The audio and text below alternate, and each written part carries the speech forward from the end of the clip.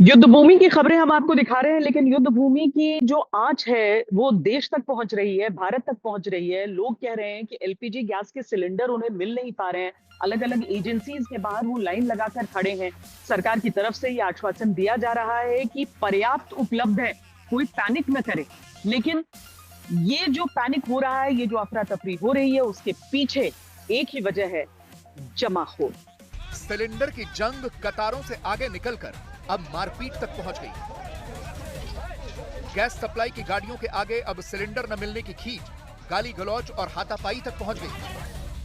खाकी वर्दी पहनते वक्त कभी इन पुलिस वालों ने भी नहीं सोचा होगा कि एक दिन ऐसा आएगा कि उनकी ड्यूटी सिलेंडर की रखवाली के लिए लगाई जाएगी। गैस एजेंसी की कतारों को संभालने के लिए पुलिस की तैनाती की जा रही है, जहां चेतावनी वाले अनाउंसमेंट हो रहे हैं। सिलेंडर की कोई कमी नहीं है। सिलेंडर पहले जैसे मिलता था वैसे अब भी मिलेगा।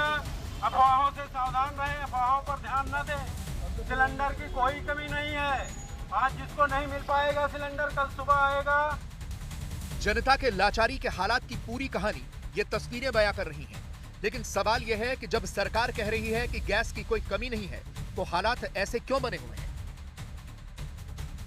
क्यों जनता को लंबी कतारों में लगना पड़ रहा है?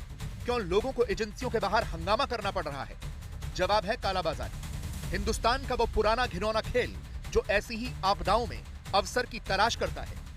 मैं राज्य सरकारों से भी एक अनुरोध है, ये जरूरी है कि कालाबाजारी न हो, अफवाहें न फैले। इसलिए स्थिति की गंभीरता से मॉनिटरिंग आवश्यक है।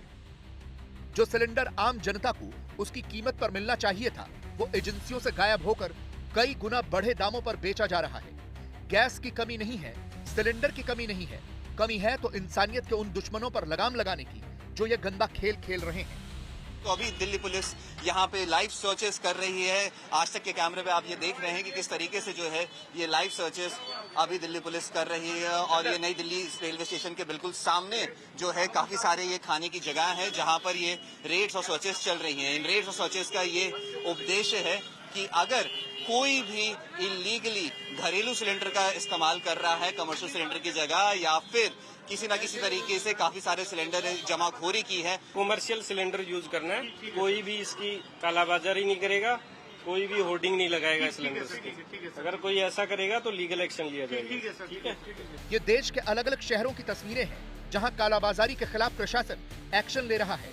यूपी से लेकर राजस्थान, दिल्ली, पंजाब, बिहार, हर कहीं आम जनता का सिलेंडर ब्लैक मार्केट में बेचा जा रहा है। भोपाल के लालघाटी इलाके में एक ये कमर्शियल सिलेंडर जो रखा हुआ है, इसे खाद्य विभाग के अधिकारियों ने जब्त किया है। इस जो यहाँ पे खाने की जो दुकानें बनी है वहाँ से कमर्शियल सिलेंडर पर प्रतिबंध है। इसके बावजूद ये कमर्शियल सिलेंडर यहाँ पे कैसे आया, इसकी कोई जो कागजी सबूत है वो इनके पास नहीं है। हमारे साथ जादौन जी मौजूद है, फूड कंट्रोलर।